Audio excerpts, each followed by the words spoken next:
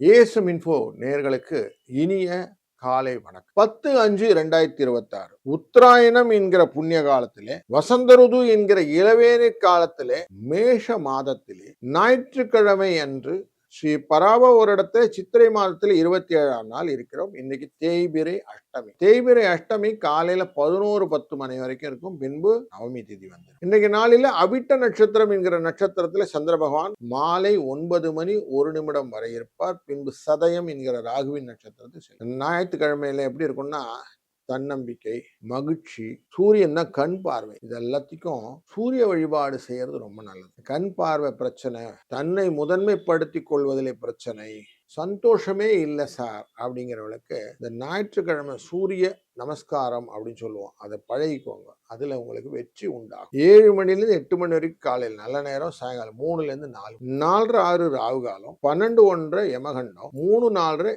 குளிகை நேரம். மேற்கு பக்கம் செல்வோம். கொஞ்சம் வெள்ளத்தை சாப்பிட்டு விட்டு செல்றது நல்லது. சூரியன் 41 வினாடிகள் மேஷ ராசியில உச்சப்பட்டு இருப்பார். பூசம் மற்றும் ஆயில நட்சத்திரக்காரர்களுக்கு இன்றைக்கு சந்திராஷ்டம் கடகராசியில உண்டு. சூரியன் 5:54 உதயம். சூரியன் உச்சமாக செவ்வாயுடன் சேர்ந்து நமக்கு மேஷ ராசியில் இருப்பார்.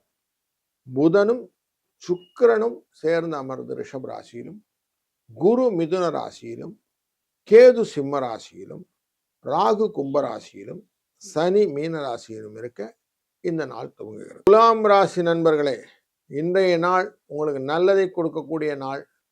தொழிலுக்குரியவர் உங்க ராசியினுடைய 5ஆம் இடத்துல இருக்கிறார்.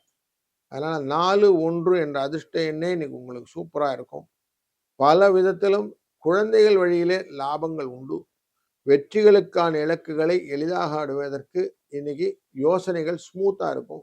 புதிய யுக்திகள்லாம் கொண்டு வரீங்க. மாற்றி யோசிக்க திறன் உண்டாகும்.